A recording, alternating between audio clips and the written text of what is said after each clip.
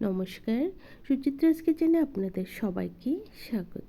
আমার আজকের রেসিপি উল্টো রথ স্পেশাল খাজার রেসিপি। শ্রী শ্রী জগন্নাথ দেব, বলদেব ও সুভদ্রা মাসির বাড়ি গুন্ডিচা মন্দির থেকে 1 সপ্তাহ কাটানোর পর আজ নিজের বাড়ি ফিরবেন। সেখানে অনেক রকমেরই ভোগ তৈরি হবে। তার মধ্যে পায়েস, খিচুড়ি, যে কোনো হলুদ রঙের ফল কিন্তু আজকের দিনে খাওয়া হয়। আর সেখানে অনেক রকমেরই ভোগ তৈরি হয়। তার মধ্যে একটা কিন্তু এই খাজাও। আসুন দেখে নেওয়া যাক আজকের এই খাজা রেসিপি।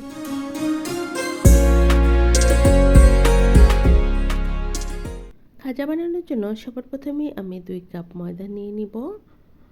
ময়দার সাথে সাথে আমি 1 চামচে 1/4 ভাগ দিব লবণ, আর এই বড় চামচেরই 2 চামচ দিয়ে দিব ঘি। ঘিটাকে দিয়ে ভালো করে ময়াম দিয়ে নিব। 3-4 মিনিট ভালো করে ঘষে ঘষে ময়দাটাকে মাখলেই কিন্তু সুজির মতো ঝুরঝুরে হয়ে যাবে।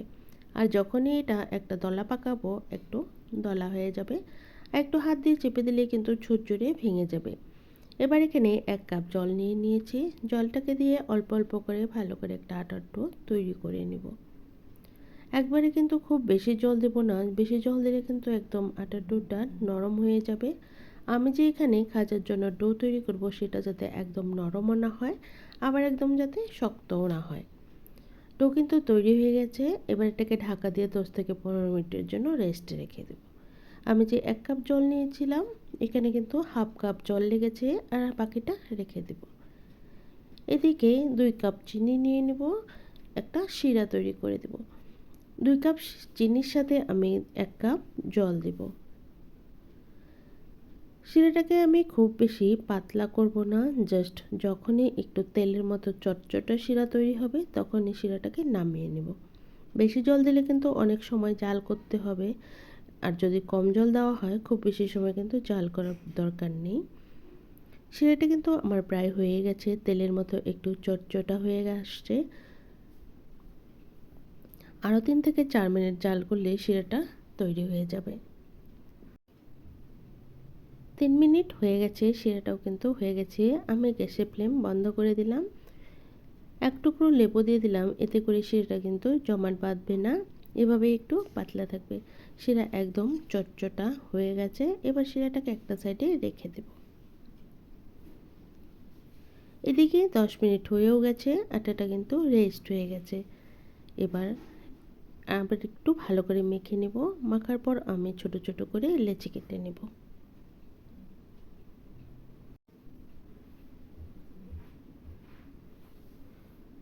ছোট ছোট করে আমার এখানে 8টা লেচি কাটা হয়ে গেছে। সবগুলো লেচি আমি গোল গোল করে পাকিয়ে নেব। এদিকে 1 চামচ দিয়ে দেব ময়দা। ময়দার সাথে আমি 2 চামচের মতো সাদা তেল দিয়ে এর একটা স্লেটি তৈরি করে নেব। এটা আমার পরে কাজে লাগবে, আগে আমি রেডি করে নিলাম। এটাকেও সাইডে রেখে দেব। এটা সাইডে রেখে আমি একটা বেলন নিয়ে নেব, চাকি নিয়ে নেব। আমি এই একটা লেচির থেকে ছোট ছোট করে রুটি বানিয়ে নেব।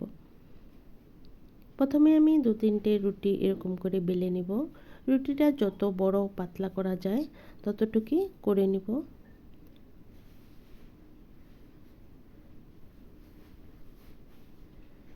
এরকম করে আমি রুটি বেলার পর প্রথমে একটা রুটির উপরে 1 চামচ করে এই ময়দা মেশানো তেলটা মেখে দেব ভালো করে। সম্পূর্ণটা ছড়িয়ে দেওয়ার পর উপর দিয়ে আরেকটু ময়দা ছড়িয়ে দেব। ময়দার বদলে এখানে কর্নফ্লোর, যা কিছু হাতের কাছে থাকে সেটা দিয়ে দিলেই হবে। আমি একটু ময়দা দিয়ে দিলাম। আবারও এর উপরে আরেকটা রুটি দিয়ে দেব। আমি এখানে মোট 4টে রুটি দেব। 1 চামচ তেল দেওয়ার পর আবারও ময়দা ছিটিয়ে দেব। আমি যে তেল দিয়েছি সেই তেল দেওয়াটা কিন্তু স্কিপ হয়ে গেছে। আবারও একটু উপরে ময়দা ছড়িয়ে দিব, দিয়ে আমি আবারও আরেকটা রুটি দিয়ে দেব। রুটিটা যদি ছোট বড় হয়ে থাকে হাত দিয়ে টেনে টেনে কিন্তু একটু সমান করে দিব, যেহেতু ময়দা ছিঁড়ে যাওয়ার কিন্তু কোনো ভয় নেই। আবারও 1 চামচ এই ঘোলটা দিয়ে দিব। সম্পূর্ণটা ভালো করে ছড়িয়ে দেব। ছড়িয়ে দেওয়ার পর আবারও একটু ময়দা ছিটিয়ে দেব। ময়দা দেওয়া হয়ে গেলে আরেকটা রুটি দিয়ে দিব। আমি যে 8টা রুটি করেছিলাম আমি 2টো বেচে বানাবো। একসাথে দিয়ে দিলেও হয়, তবে 2টো ভাগে ভাগ করে দিলে একটু ভালো হয়। আপনি যত বড় করবেন আপনি কিন্তু বেশি করেও দেওয়া যায়, 4টা 5টা 6টা। আমি 2টো করে করব, 4টা 4টা নিয়ে নেব।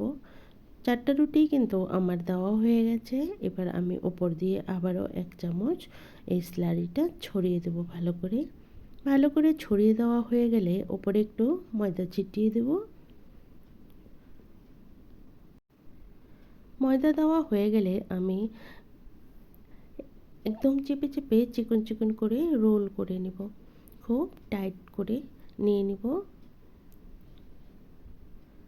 ভালো করে রোল করা হয়ে গেলে এবার একটা চাকুর সাহায্যে আমি প্রথমে একটা সাইড থেকে কেটে নেব।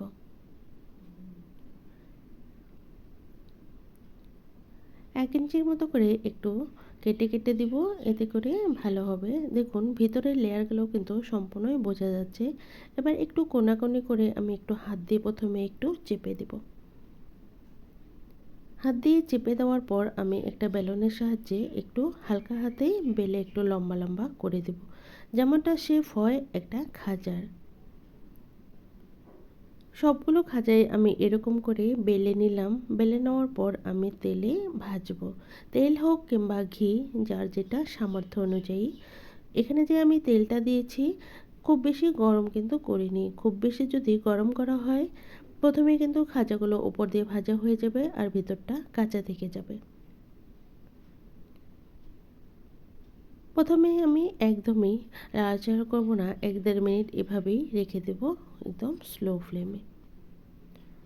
প্রথমেই যখন একটু হালকা ভাজা হয়ে যাবে আমি উল্টে অপর সাইডটাও ভেজে নেব। এরকম করে আস্তে আস্তে আমি একদম যতক্ষণ না পর্যন্ত গোল্ডেন ব্রাউন হয় ততক্ষণ ভাজতে থাকবো।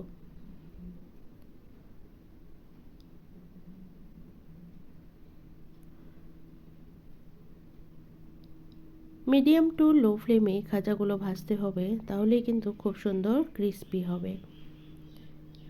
এগুলো খাজা ভাজতে আমার মোট সময় লেগেছে 20 থেকে 25 মিনিট।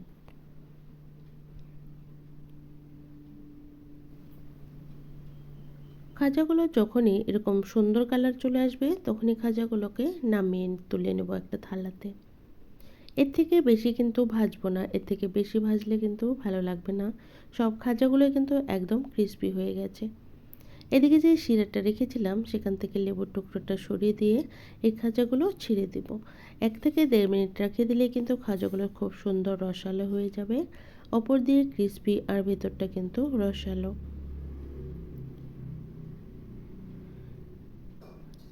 এরকম করে আমি খাজাগুলোকে সার্ভ করে দিলাম। আজকের এই খাজার রেসিপিটা কেমন লাগলো অবশ্যই জানাবেন। যদি ভালো লাগে এরকম করে কিন্তু তৈরি করে খেতে পারেন, ভীষণ ভালো লাগে। আর যেহেতু এটা একটা ভগবান শ্রী শ্রী জগন্নাথ দেবের উদ্দেশ্যে বানানো হয়েছে, এর স্বাদটা কিন্তু অতুলনীয় হয়। রেসিপিটা ভালো লাগলে অবশ্যই একটা লাইক করার অনুরোধ রইল। আর আমার চ্যানেলে নতুন বন্ধু হয়ে থাকলে চ্যানেলটাকে সাবস্ক্রাইব করার অনুরোধ রইল। পাশে থাকা বেল আইকন অবশ্যই প্রেস করে দেবেন, কারণ আমি চ্যানেলে যখনই কোনো নতুন রেসিপি দেবো আপনারা পেয়ে যাবেন। আবারও হাজির হয়ে যাব অন্য কোনো রেসিপি নিয়ে। সবাই ভালো থাকবেন, সুস্থ থাকবেন। জগন্নাথ দেব যেন সবাইকে সুস্থ রাখে। আমি একটা খাজা ভেঙেও দেখাবো যে কেমন হয়েছে খাজাটা।